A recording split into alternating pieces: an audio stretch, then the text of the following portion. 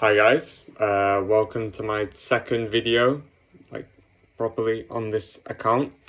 I did not expect to get this many people watching this account, and especially people that I know, but thanks for everything, really appreciate it. And today I am gonna look into the Soran Emirate, which is the same as the previous episode, in the line of Emirates, but it's just a different one.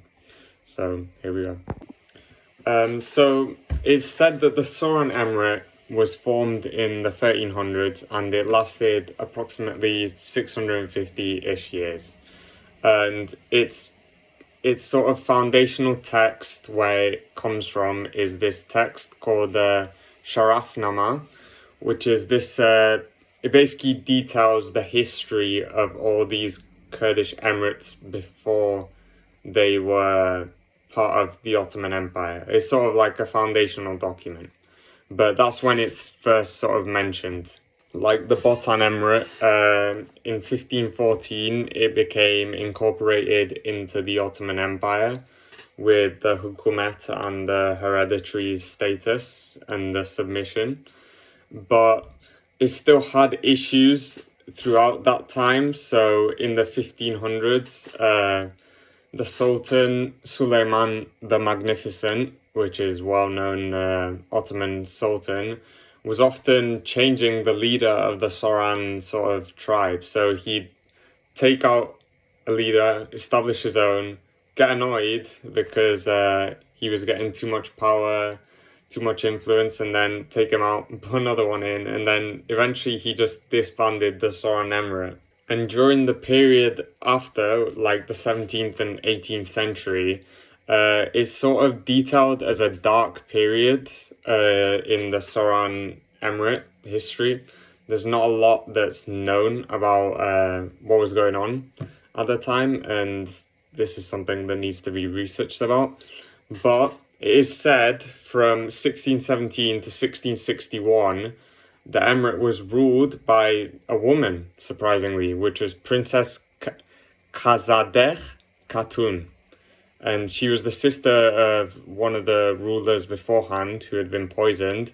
And she was the first woman to hold the position of Sanjak Bey in the Ottoman Empire.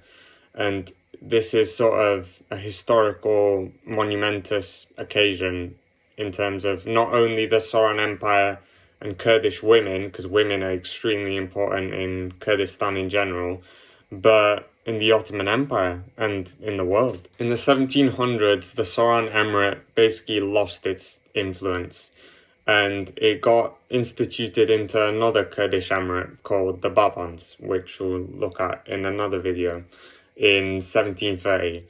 And basically everything deteriorated. It was basically not there. It was a vassal state to a vassal state. However, this changed in 1813 under the rule of Mir Muhammad Pasha, who's also known as Mir Kora.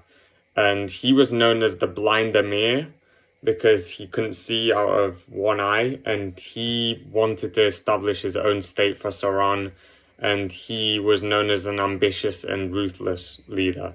And he sort of led them back to prestige within the Ottoman Empire. He established a strong army, and he was manufacturing lots of weapons of his own, and he even started minting his own coins and commanded that in the Friday prayers, where they'd usually say the Sultan's name in the Ottoman Empire times, that they would say his name. He was basically trying to move his way out of the Ottoman Empire in a way. He established his own sort of councils. So we have the Majilis or the Diwan. So these were like notable and knowledgeable people that would help him sort of govern the land. And he reportedly focused on infrastructure. So he was creating lots of bridges within actual Emirate of Soran. The Soran Emirate is basically known for sort of kickstarting Sorani Kurdish, which is the second most spoken Kurdish dialect. And this is instrumental for the Kurdish identity of the Emirates, because this set the groundworks for Kurdish movements in the 1900s and rebellions then, because they had this sort of Kurdish underline in the 1700s, the 1800s, but at this time, they weren't fully ready to establish their own independence. So by the 1820s and 1830s, the Soran Emirate under Mir Muhammad became the leading power of Kurdistan. He seized like a lot of territory from other Kurdish emirates, sort of like the Baban Emirate.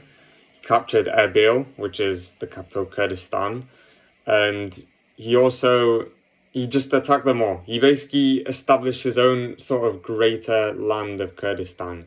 He conquered the Bakhdinan Emirate using a Yazidi attack as a pretext for invasion, and he killed thousands of Yazidis.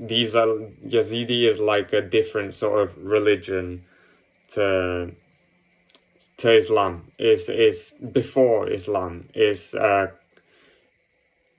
I don't know how to explain it. It's more pagan compared to Islam. Because of this quick rise to power, he was recognized as one of the great leaders at the time. He was made a Pasha. That essentially means being an officer of a high rank at the time. They would give those out. However, in the 1830s, like what happened for the Botan Emirate, there was a lot of push on centralization because it was seen as sort of a threat to the Sultan. So basically, the Ottomans marched against the Soran and they defeated the Soran and took over, essentially. So after Mir Muhammad was sort of captured, killed, his brother came into power, but he was expelled in 1847, and then from then, it was basically the end of the Soran Emirate, which was sort of the end of the Kurdish semi-autonomous emirates, like the Botan Emirate that we looked beforehand. And thanks for watching. My next video will be on the Baban Emirate, which is more powerful than the Soran Emirate but I'm not going to spoil you on that. You're going to have to watch that one to know. And thanks for watching, and I appreciate all the support.